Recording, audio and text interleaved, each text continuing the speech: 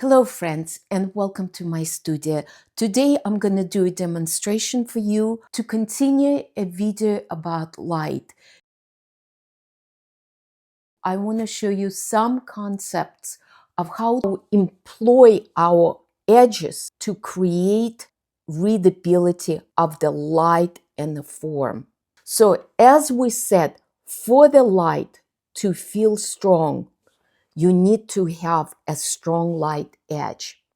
Edges exist in dynamic change.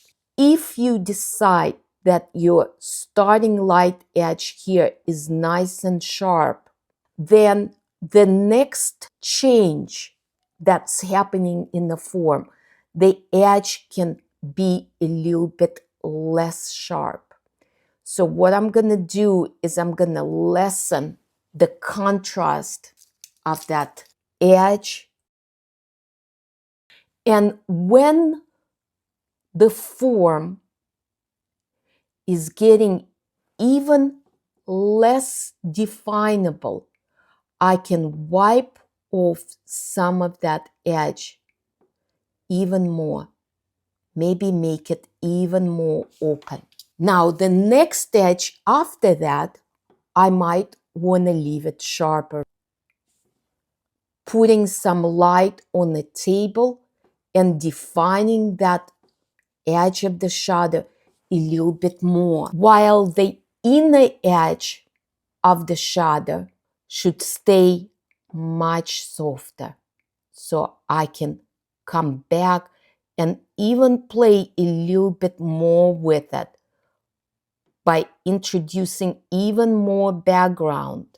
You can see that the softer that edge becomes, the more rounded the form feels. So the outer edges of the pot is sharp because they are beginning and the end.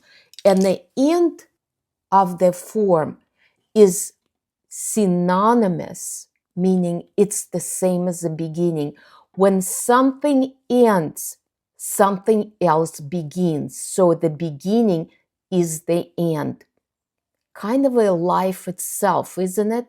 So here I'm going to take and I'm going to lighten my background slightly to define the shadow edge a little bit more. And I'm going to just correct the form by rounding off the form. What happens on the edge of the shoulder here? As the light moves towards the shoulder, the light gets a little bit more tired. Remember we said the further the form away from the light source, the darker or dimmer it may be. So relatively speaking, this area is a little less lit up than this one because this is closer to the light source and it also facing the light more, while this plane is turning away from the light. So what happens here is I take and I change the temperature to a little bit more warmer, just like I did on the bottom of the vase. I will do a little bit on the shoulder. And the other thing, to make it less lit up, I'm going to open that edge and walk that light into the air. Because from this shoulder, the light doesn't stop, but the light flows away. The light flows into the air. So by mixing it into my background, I create a continuity and a feeling of atmosphere, that the air around it, the background around it, is affected by the light that's streaming through this. So here, the light of the background and warming up this place on the white connects more, and reduction of the contrast also makes this piece of light on the vase feel darker relative to this. It happens the same way here. This piece of light can walk away into the air. And it happens the same here. This piece of light walks away into the air. It just slides down. And it may also slide down into the shadow. So the shadow here may be a little bit more lit up than it is there. And it also depends how much light you want to put on the bottom of that table. If the light is strong, then that light also wants to come into the vase and enter that vase from here. So you can see that the shadow gets a lot of reflective lights, not from just one direction. There is a light sliding in, there is a light bouncing back, and therefore this space may look more lighter than the rest of the shadow. The key is that this value can never be the same as any values in the light.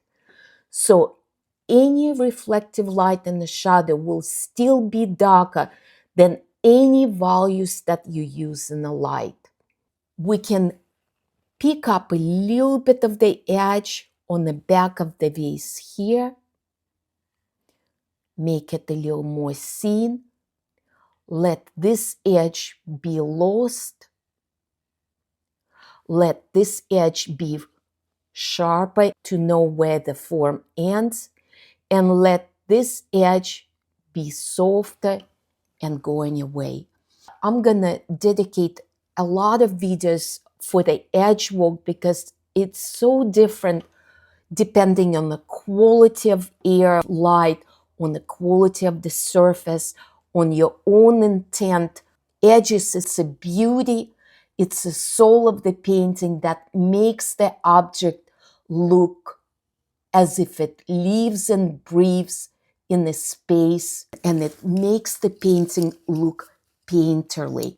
In the next video, I will demonstrate how to carve out leaves from the flow of light. Thank you so much.